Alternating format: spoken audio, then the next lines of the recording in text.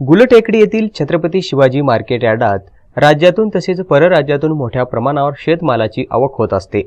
Market यार्डात रविवारी 170 ते 180 ट्रक इतकी भाज्यांची आवक झाली आहे।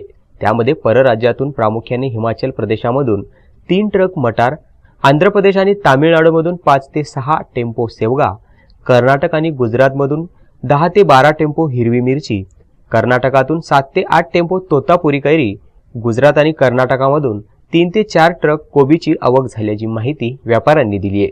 काय आहे सध्याच्या मार्केटची स्थिती पाहूयात ग्राफिकच्या माध्यमातून।